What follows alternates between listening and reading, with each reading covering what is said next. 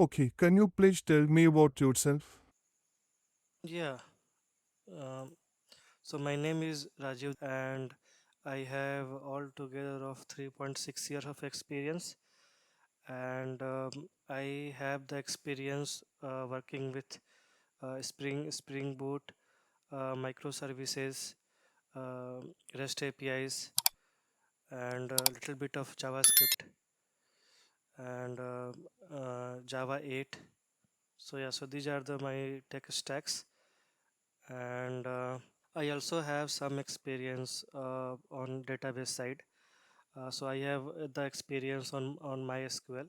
So right now I am working for an e-commerce company, and so currently it is built on the monolithic application. Like all the services are the part of the single application. So right now we are in the process of splitting it into multiple parts as microservices, and we are developing each of the part as a microservice, and we are in the process of develop that. So yeah, this is all about myself. Okay, can you explain little bit more what exactly the process you are following up to convert this monolithic application to microservices? Yeah, so it has many functionalities. So our application currently has many functionalities like user management system is there, then inventory management is there, reporting is there. So we are using Jasper report for that.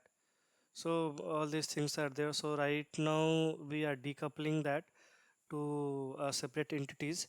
So we, for example, we have a separate microservice called user management system, and also we have for order processing we have separate microservice. So different developers has been assigned with each of the microservices entities, and it is being developed. Yeah. Okay, so why do you think this application is being converted from the monolithic to microservices application? There are many reasons for this.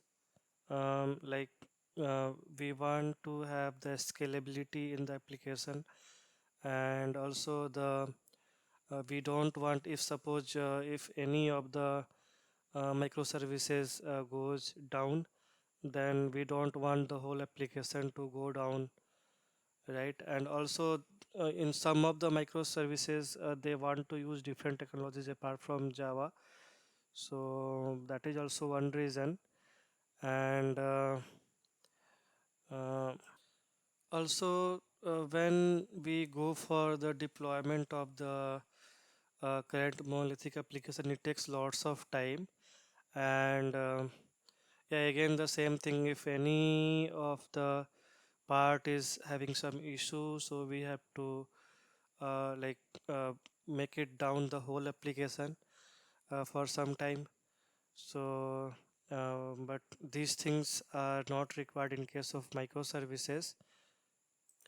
And for few of the applications they also want to use different databases. So we are also moving to the NoSQL MongoDB, and for few of the microservices we want to have MySQL. So that is also one reason. Okay, can you explain why few of the microservices are using MySQL and few of them are using MongoDB? Yeah, MySQL we use when we have like some relational data we have to store. For example, we have the user information, right? So it will have some like name, address, mobile number, email addresses. So all these will be there. So we can have multiple tables also for this. Like uh, so the customer can have, let's say, multiple addresses, right? So there will be relation between the these two tables, right? So one will be the user information and another can be the user's address information. So there will be some relation between these two. So these kind of scenario whenever we have, so I think we are using MySQL, and MongoDB we are using for kind of unstructured data. For example, whenever suppose we have the list of products, right? So each product will have the different properties, right? So for example, whenever we have TV, so TV can have the screen size, and it can be and its resolution. So these properties are there, right? And suppose we have some different thing, let's say cloths, so it will have its fabric, its size, right, its color. So all these different properties will be there. So MongoDB will be like kind of horizontally scalable. So any new properties comes up, we can be keep on adding that. And yeah.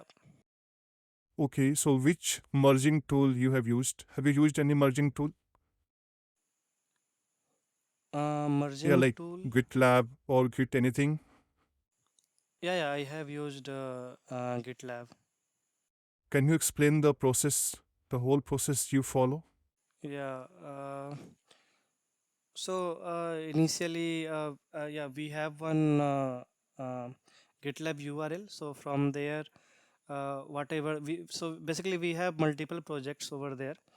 So whatever the project we are supposed to work on, so we are given the access of that specific project, and we go to that URL and we clone that to our local system.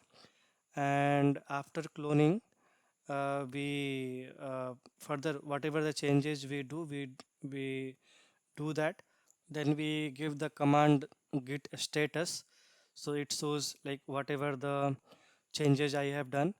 And after verifying that, so I say git add, suppose all the files I have to add, I mean all the changes, whatever I have done, multiple files if I have to add, I can simply say git add dot. Otherwise I will say specific git add a specific file name. And then we say git commit minus m, and we can put the comment over there, like whatever changes we have done, we can in very brief we can put there. And then we say git push, so it will be pushed. Yeah, so I mean further any other developer suppose has to work on the same thing, so they have to first pull it, and then further they can work on it. Okay, do you know what is conditional annotation? Yeah, I have worked on conditional on property. Suppose we want to specify some condition, and based on that only we want to execute some certain conditions, then we use that. So for example, we write a class, let's say, so some class we can write, and on top of that we can annotate with add configuration, and then we can annotate with add conditional on property, and under that we can give a name and its value.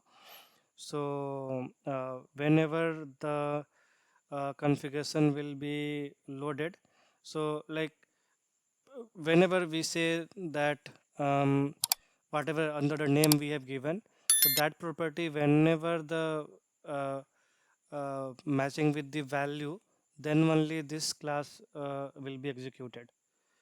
So yeah, so this is what is the conditional on property. Okay, can you explain what is enable auto configuration annotation in Spring Boot? Yeah, enable auto configuration in Spring Boot. We can say it is the part of at the rate of Spring Boot application. So this is the like one of the underlying annotation under the Spring Boot application. So it has altogether three another annotations. So one is at the rate of configuration, and enable auto configuration, and at the rate of component scan.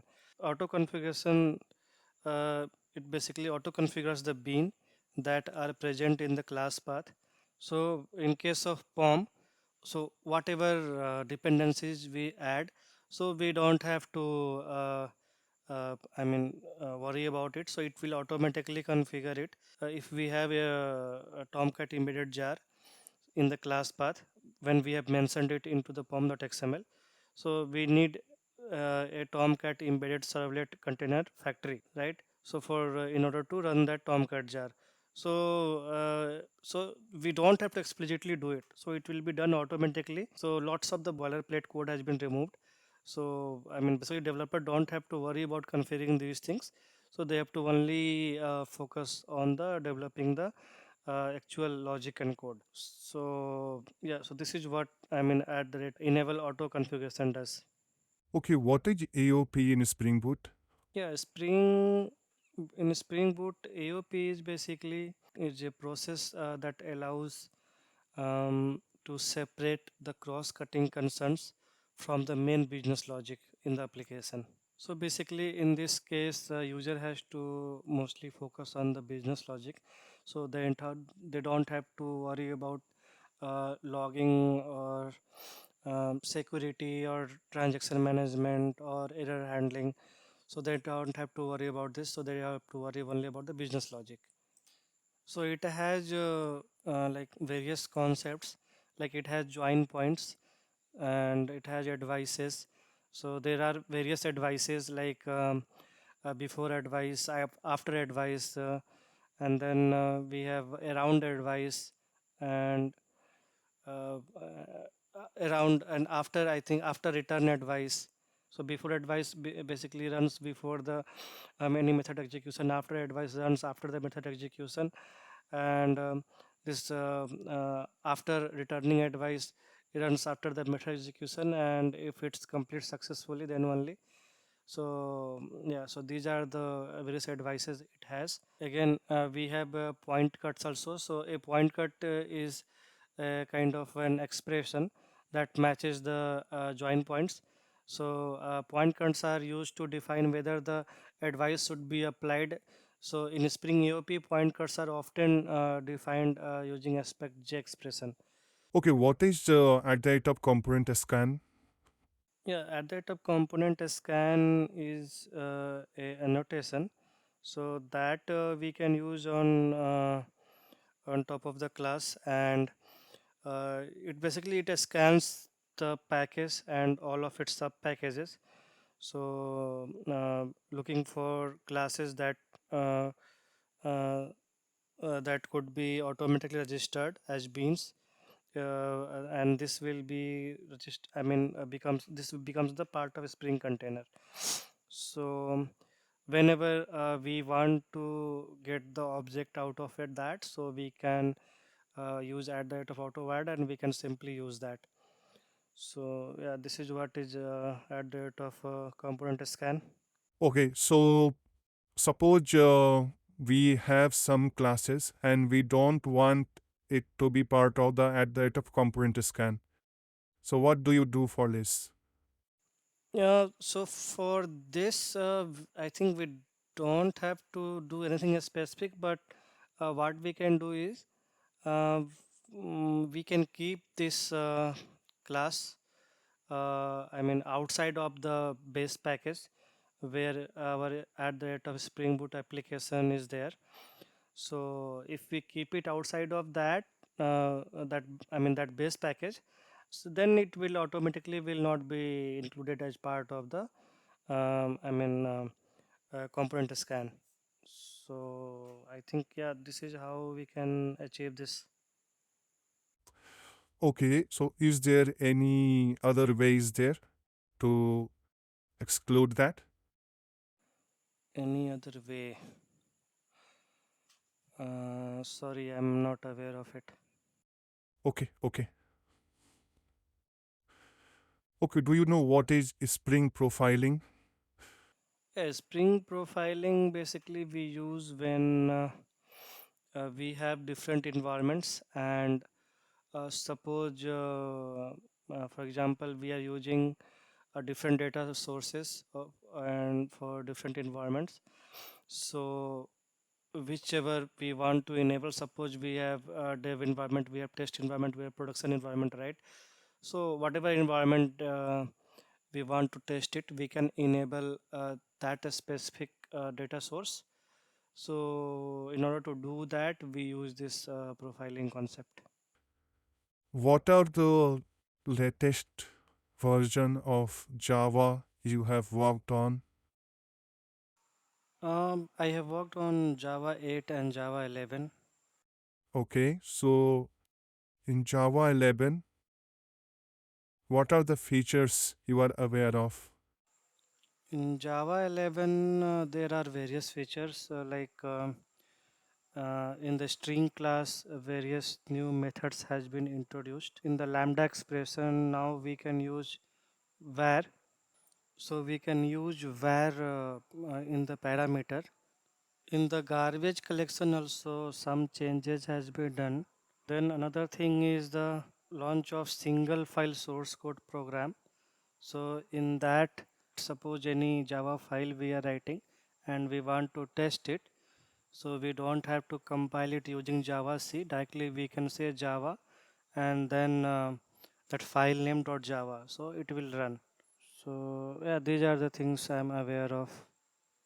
Okay, what is functional interface in Java 8? Yeah, functional interface has been introduced newly in Java 8. Basically, only one abstract method it can have, and it can have any number of static and default methods now. And uh, there are some predefined functional interface also, like comparable, runnable, and then by consumer, all that. So basically, this functional interface used as a reference to lambda expression. Okay, what is streams in Java 8? Streams have it is used to process the bulk objects of collection. So again, these streams can be subdivided into filters or maps. So whatever the bulk of objects we process, we stream basically. So on top of that, we can either apply filter or map, and again after that we can either collect it, or there are some other methods like count, or we can also use sorted, mean, max, for each, so all that we can apply. So yeah. Okay, what is the diamond problem in functional interface? A diamond problem is like suppose if two implemented interfaces contain same default method, then this situation basically we say as a diamond problem. Okay, what is the difference between double equal to and equals method? Yeah, double equal to checks if the reference point of two objects points to the same memory location, and equals method checks if the value of the two objects are same. Yeah, so the double equal to compares kind of memory address, and equals method compares the actual value of the whatever text we give inside it. Okay, suppose uh, you want to prevent class from being subclassed. We don't want to use the extents for the specific class. So how can you do that?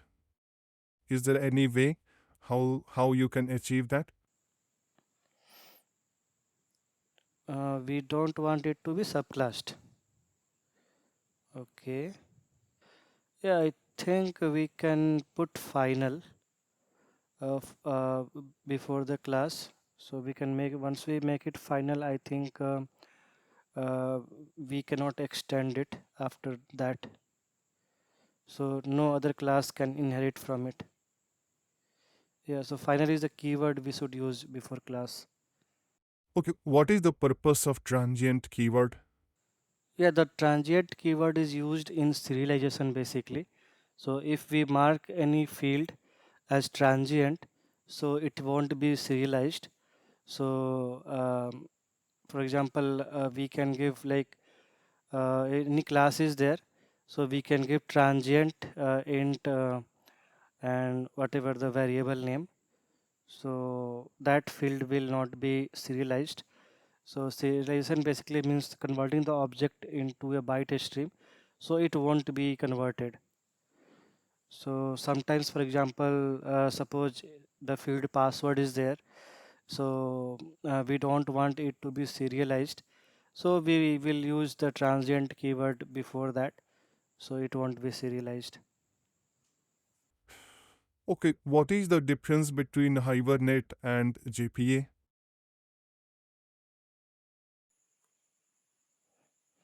Yeah, JPA is kind of a specification, and Hibernate is the implementation of that.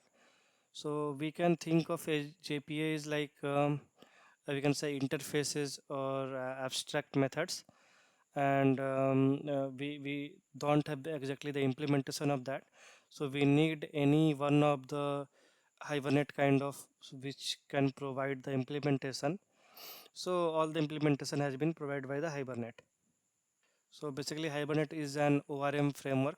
So it basically provides the actual code and tools needed to map Java objects to database tables, and it handles the underlying database operations.